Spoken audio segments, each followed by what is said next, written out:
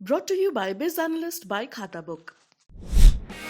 ना कंप्यूटर ना फाइल, अब टैली डेटा ऑन मोबाइल बिज एनालिस्ट के साथ। नमस्कार, आप देख रहे हैं बिज तक। मैं हूं रजत देवगन। एक और दिन बिकवाली का और आज जिसका डर था वही हुआ। 16,000 का लेवल भी निफ्टी ने तोड़ दिया। जी हां, बिकवाली थी ग्लोबल मार्केट्स पे और आज जैसे ही आंख खुली वैसे एक बड़ा ट्रिगर मार्केट के सामने खड़ा हो गया। वो था क्रूड में उबाल।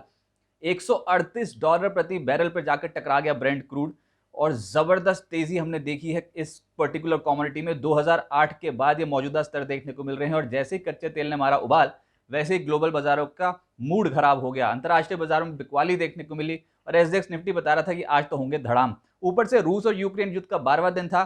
खबर वहां से ये आई कि अमेरिका ने रूस के ऑयल इंपोर्ट रोकने के संकेत दे दिए हैं। बड़ी कंपनियां जैसे कि वीजा, मास्टर कार्ड, नेटफ्लिक्स ने रूस को छोड़ा है। मूडीज ने रूस की लॉन्ग टर्म रेटिंग जो है उसको डाउनग्रेड कर दिया है। तो कुछ भी ट्रिगर पॉजिटिव तो था नहीं। ऊपर से जो कमोडिटीज में तेजी देखने को मिल रही है ना, चाहे वो क्रूड ऑयल में हो या फिर निकल में, बेस मेटल्स मिसाल के तौर पे जो अभी मैं डेटा चेक कर रहा था उसमें क्रूड ऑयल तो एमसीएक्स पर उच्चतम स्तर पे है ही अब तक के। इसके अलावा कॉपर, जिंक, निकल, लेड, एल्यूमिनियम, ये तमाम कमोडिटीज एमसीएक्स पर अब तक के उच्चतम स्तर पे हैं।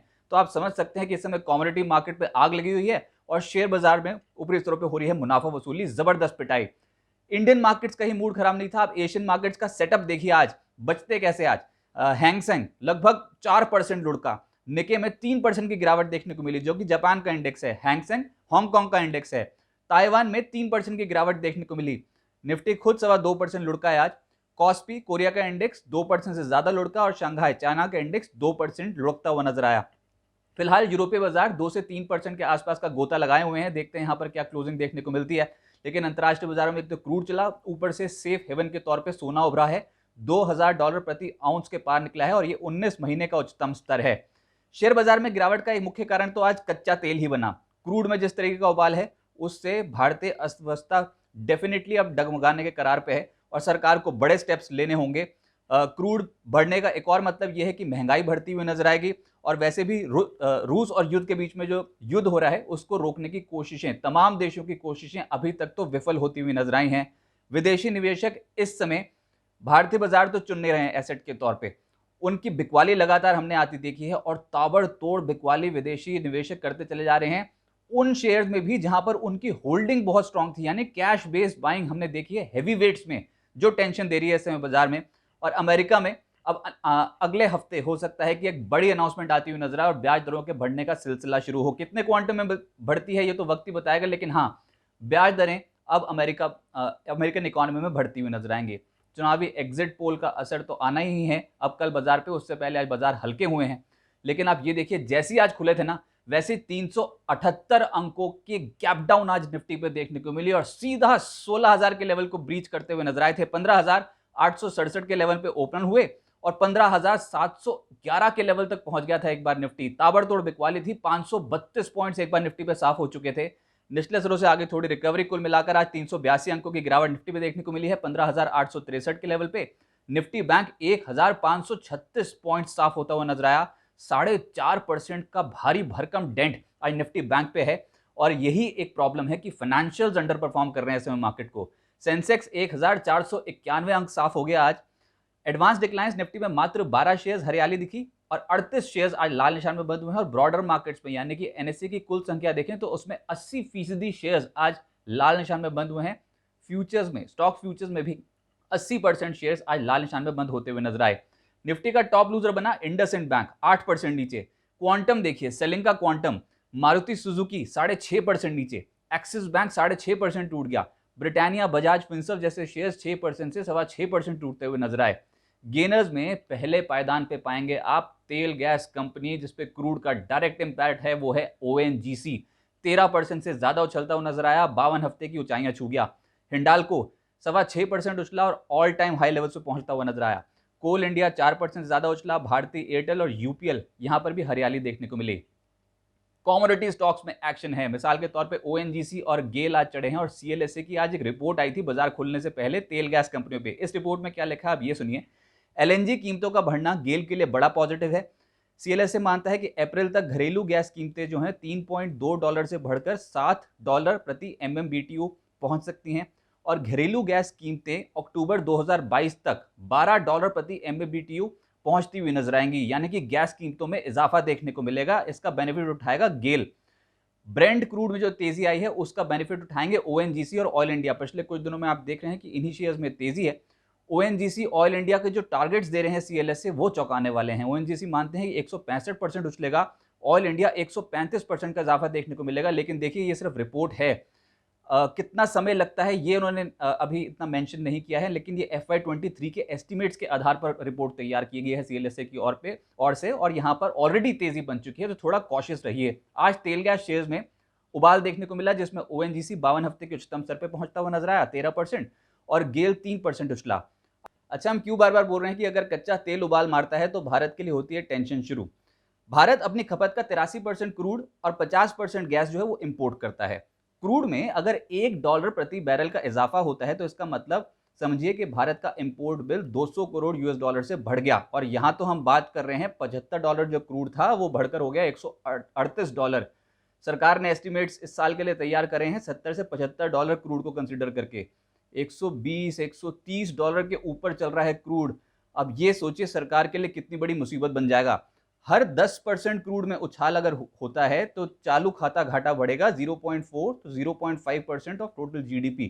एक और टेंशन, IOC, BPCL, HPCL को भारी नुकसान हो रहा है, ऑयल मार्केटिंग कंपनियों को। इस नुकसान की भरपाई करने के लिए अब पेट्रोल और डीजल की कीमतें बढ़ना लगभग तय है और ये आम आदमी की जेब पर डालेगा सीधा असर। एस्टिमेट ये बताते हैं कि करीब 9 से 10 रुपए प्रति लीटर का इजाफा हो सकता है। तो ये एक और टेंशन की बात। बाजार इसी को कहीं ना कहीं बचाने की कोशिश कर रहा है। कच्चे तेल का बढ़ना बिल्कुल भी भारतीय अर्थव्यवस्था के लिए ठीक है नहीं। अब आज के सत्र में निफ्टी पे दबाव किसने बनाया, तो पहले पायदान पे आप देखेंगे रिलायंस इंडस्ट्रीज, 64 अंक तो इसी की वजह से। ICICI bank, HDFC bank, axis bank, Bajaj finance यानी कि फाइनेंशियल स्टॉक्स दमदार आज के सत्र में दबाव बनाते हुए नजर आए। ताबड़तोड़ बिकवाली इन स्टॉक्स में देखने को मिली है। अच्छा, सेक्टर स्पेसिफिक जहां पर पहले पायदान पे आप तेजी पाएंगे वो है सरकारी कंपनियां, जिसमें ऑयल एंड गैस से जुड़ी कंपनी ONGC तो 13% ऊपर है ही। इसके अलावा कोल इंडिया, NMDC, नाल्को 3% से 4% उछल गए। गेल, NHPC, ऑयल इंडिया, इन स्टॉक्स में तेजी देखने को मिली। और एक और कॉमोडिटी प्ले मेटल्स, जिसमें हिंडाल्को 6% ऊपर, ऑल टाइम हाई लेवल। कोल इंडिया 4% चढ़ा। वेदांता, NMDC, नाल्को, हिंद कॉपर में तेजी देखने को मिली। IT स्टॉक्स कुछ संभल रहे थे, जिसमें साइंट आया 5% ऊपर, persistent 2.5%, L&T infotech, HCL technologies, Coforge और इन्फोसिस में हरियाली देखने को मिली। लेकिन गिरावट क्वांटम देखिए आप और सेक्टर स्पेसिफिक बिकवाली के आंकड़े देखिए। पहला है रियल एस्टेट, ब्रिगेड 9% टूटा। इंडिया बुल्स रियल एस्टेट 7% टूटा। ओबरॉय रियल्टी 7% नीचे। प्रेस्टीज, शोभा, गोदरेज प्रॉपर्टीज, लोधा, DLF कहीं छुपने की जगह नहीं, 4.25% से 6.25% टूटते हुए नजर आए। प्राइवेट बैंक्स बिल्कुल अंडर परफॉर्म कर रहे हैं अभी मार्केट्स को। इंडसइंड बैंक आज 8% टूटा है। बंधन बैंक 7% नीचे। Axis bank, city union bank, federal bank 6% से ज्यादा टूटे। ICICI bank, RBL bank, HDFC bank 3% से 5% का गोता लगा गए। सरकारी बैंक्स का दिन खराब था, जिसमें बैंक ऑफ बड़ौदा 7.25% से ज्यादा टूटा है। Indian bank, union bank, state bank of India 4.5% से 6% नीचे और कैनरा बैंक 4% की धुलाई हुई। Financial services across the board बिकवाली देखी हमने। चोला फाइनेंस 8% टूटा है आज। पिरामल एंटरप्राइजेस 7% नीचे। Shriram transport finance, axis bank, Bajaj Finserv, Bajaj finance और M&M फाइनेंस जैसे स्टॉक्स 5% से 6.5% टूटते हुए नजर आए। ऑटो स्टॉक्स का दिन खराब है, आज ही नहीं पिछले कुछ दिनों से लगातार बिकवाली है। देखते हैं बिकवाली थमेगी कहां। लेकिन आज के सत्र में मारुति सुजुकी 6.5% का डेंट है। अशोक लेलैंड पे 6.5% की गिरावट। M&M 5% से ज्यादा टूटा। टाटा मोटर्स 5% नीचे। हीरो मोटोकॉर्प, TVS मोटर में भी आज के सत्र में गिरावट देखने को मिली है। तो ये आम मार्केट है नहीं, हैवी वेट्स की धुलाई हो रही है। FMCG मार्जिन पिक्चर बिगड़ेगी अगर एग्री कमोडिटीज में तेजी देखने को मिलेगी, तो वही हो रहा है। पहले ही टूटना शुरू हो गए हैं। गोदरेज कंज्यूमर 8%, मैकडॉल 6.5%, ब्रिटानिया 6% से ज़्यादा टूटा। डाबर 6% टूटा आज। Procter and Gamble, hygiene and health care, Emami और HUL जैसे स्टॉक्स में आज गिरावट देखने को मिली। अब ये चौंकाने वाला आंकड़ा है, ये कोई मिड कैप और स्मॉल कैप्स में बिकवाली नहीं हो रही है, ये हैवी वेट्स में बिकवाली है। और ये है निफ्टी 50 के शेयर्स जो 52 हफ्ते का निचला स्तर छू रहे हैं, इससे हो रही है tension. Britannia, UltraTech cement, M&M, hero MotoCorp, ये तमाम स्टॉक्स एक साल के निचले स्तर पे हैं और सभी निफ्टी का हिस्सा हैं। 5% से 6% तो आज ही टूटे हैं। HDFC, HUL, HDFC life Eicher Motors, HDFC bank और श्री सीमेंट जैसे स्टॉक्स एक साल का निचला स्तर छू रहे हैं। और ये है टेंशन वाली बात, यानी एफआईज कैश मार्केट में भी बिकवाली कर रहे हैं। और हम बार बार कह रहे हैं कि ये बाजार आम बाजार है नहीं, बहुत ज़्यादा बिकवाली हो रही है। सिस्टमैटिक इन्वेस्टमेंट करेंगे तभी फायदा होगा, ट्रेडिंग तो भूल जाइए। मिड कैप गेनर्स में पहले पायदान पे पाएंगे आप एचईजी को, लगभग 13% उछला। केएसबी लिमिटेड 8% से ज़्यादा का रिटर्न। जी एंटरटेनमेंट, पीएनबी हाउसिंग और ग्रेफाइट जैसी कंपनियां 5.5% से 6% गिरते बाजार में आज चढ़ी हैं, लोअर लेवल से आई है खरीदारी। शीला फोम, बलरामपुर चीनी और बजाज इलेक्ट्रिकल जैसे स्टॉक्स में 4% से 5.5% के रिटर्न मिले। लेकिन लूजर्स जिसमें जेके सीमेंट 11.5% नीचे, अरविंद में 10% की पिटाई हो गई। इंडिगो पेंट्स, पेंट कंपनियां तो खैर बिल्कुल ही खस्ता हालत हो गया क्योंकि क्रूड लगातार बढ़ता चला गया, 9% इंडिगो पेंट्स टूट गया।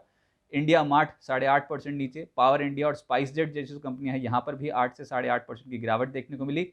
जुबिलेंट, इनग्रीविया, वेरॉक, आइडिया जैसे स्टॉक्स में 8% 7% के आसपास की गिरावट देखने को मिली। अब मेजरली जो अवेटेड है वो तो एक तो रूस और यूक्रेन का युद्ध कब थमेगा, ये अनाउंसमेंट मेजरली अवेटेड है। थमता भी है कि नहीं, यही एक बहुत बड़ी चुनौती होती चली जा रही है और कुछ और गड़बड़ ना हो जाए, सभी यही उम्मीद करते हैं। ऊपर से अब एग्जिट पोल्स, उसका डेफिनेटली इम्पैक्ट देखने को मिलेगा। और जब चुनावी रिजल्ट्स आ जाएंगे 10 तारीख को, तो वो एक मेजर ट्रिगर है इंडियन मार्केट्स के लिए। लेकिन तब तक ऐसी उठापटक देखने को मिलेगी। आज इनडिसीजन था, वो मैं इसलिए कह रहा हूँ कि जिस लेवल पे आज खुले उसी के आसपास बंद होते हुए नजर आए हैं। तो बिकवाली इनिशियल स्टेजेस पे थी, फिर एक रिकवरी है और उसके बाद सरेंडर कर दिया। लेकिन हाँ, आज ट्रेडर्स बिल्कुल इनडिसीजन के मूड पे थे और उम्मीद कर रहे थे कि बिकवाली यहीं पर ही संभल जाए। अभी भी 15,500 15,600 बहुत इंपॉर्टेंट सपोर्ट लेवल्स हैं इंडियन मार्केट के लिए।